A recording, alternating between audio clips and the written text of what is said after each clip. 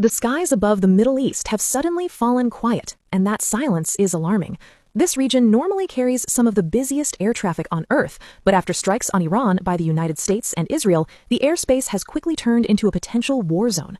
Iran has responded with waves of retaliatory attacks, launching kamikaze drones and ballistic missiles every few hours.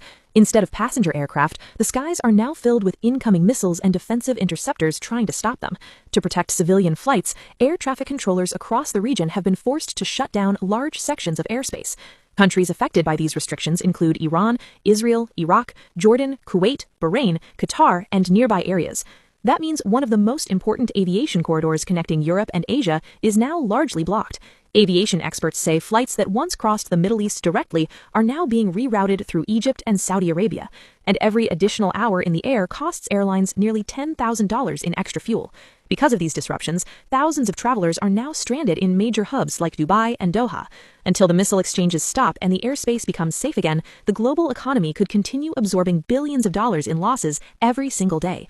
With Iran continuing retaliatory attacks against the United States, Israel, and allied bases, one thing is becoming clear. Until tensions ease, the skies over the Middle East may remain one of the most dangerous places for global aviation. Why does the world's most advanced destroyer have no guns? Let me explain. The USS Dumont was designed to be a stealth warship armed with two massive 155mm guns capable of firing GPS-guided shells more than 100 kilometers away. But there was one major problem.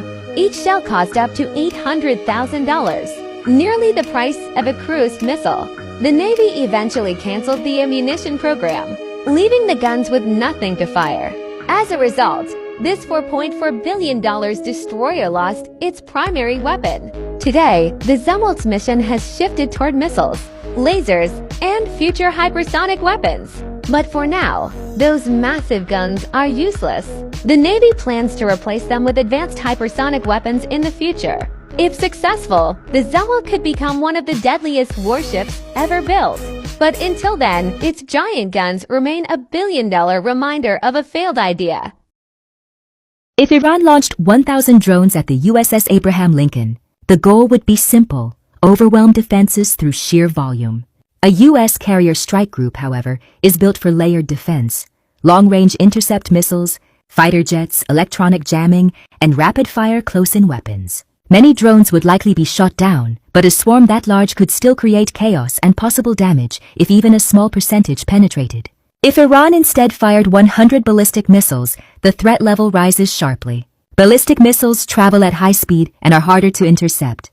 U.S. destroyers equipped with advanced missile defense systems would attempt to stop them. Hitting a moving carrier in open sea is extremely difficult, but not impossible. Either scenario would almost certainly trigger immediate U.S. retaliation and rapid escalation into a wider regional war.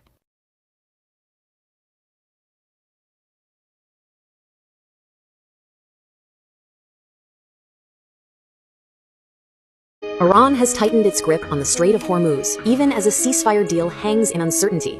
Meanwhile, Israel has launched heavy strikes on Beirut, with reports of over 200 killed and more than 1,000 injured in just one day, pushing the ceasefire to the brink of collapse. At the same time, tensions are rising diplomatically, with the United States and Pakistan clashing over the situation in Lebanon. On the other hand, the European Union has rejected any idea of paying for safe passage through Hormuz, stressing that freedom of navigation cannot come at a cost. Lebanon has declared a national day of mourning after the devastating strikes as pressure builds across the region. Under U.S. pressure, Benjamin Netanyahu has agreed to direct talks with Lebanon, a possible step toward de-escalation. Meanwhile, Gulf states have reported 0 Iranian attacks today, the first time since February 28th, offering a brief moment of relief. In Europe, the UK and Norway have foiled a suspected Russian submarine operation targeting undersea cables, raising new security concerns. And confusion continues, as Iran believed the ceasefire included Lebanon, while the United States says it did not. The question now is this conflict cooling down or just getting started? In 2026, long-standing tensions erupted. Decades of hostility between Iran and Israel reached a critical breaking point. A wave of The Middle East conflict has just entered its most dangerous phase. the situation has just escalated beyond control. The world's largest gas field is now under attack. The South Pars gas field, shared by Iran and Qatar, isn't just any energy site. It's one of the biggest gas reserves on Earth, powering entire economies.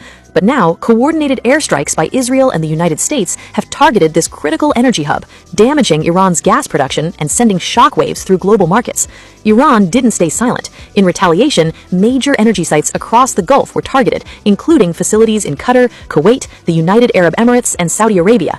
This is no longer just a conflict, it's turning into a full-scale energy war across the region. Meanwhile, Donald Trump says he wasn't aware of the initial strikes, but has warned Iran that the situation must not escalate further. At the same time, fears are growing around the Strait of Hormuz, a critical global oil route, with increasing speculation that Western allies could become involved if the situation escalates further. Now, the real question is, how far can this situation escalate before it triggers something far bigger than we expect? Share your opinion in the comment section and follow for more updates. Iran's Fateh-2 hypersonic missile, with its tremendous Mach 15 speed, instead of going straight toward Israel, challenges Earth's gravity and enters space, reaching an altitude of about 100 kilometers. But at that exact point, American satellites in space detect the heat signature of its engine, and at the same time, Israel's powerful green pine radars on the ground become active, which, with their nearly 900-kilometer range, lock onto it from far away. Within a few seconds, they calculate exactly where Iran's Fateh-2 missile is going to land. When the Fateh-2 missile is in space, Israel fires its most advanced defense system, Arrow 3, which goes into space and attempts to intercept the missile there. If Iran's Fateh-2 missile escapes from that point, it begins re-entering Earth's atmosphere. As the next defense layer, David's sling comes into action. At the same time, the Sea Dome radar systems on Israel's corvettes present in the sea are also active, while dozens of fighter jets are patrolling the skies ready to destroy any missile or drone near the border. However, in most cases, the Fateh-2 manages to bypass all these defense systems and eventually reaches Israel, unleashing its destruction there. Stay tuned and follow for more updates. The way Russia and China are supporting Iran is actually very shocking. Have you ever thought about how Iran knows where U.S. military vehicles are located, where the United States has deployed its air defense systems, or where American warships are positioned in the sea? This is where sensitive information comes in, intelligence that Russia is reportedly providing to Iran. This is something Iran could never have achieved entirely on its own. Iran's military satellites may be able to identify the location of a U.S. base, but they are not capable of tracking moving targets in real time. As you may know, Iran carried out an attack on a U.S. base in Kuwait, reportedly killing 6 Americans. And that raises the question, how did Iran know U.S. forces were present there?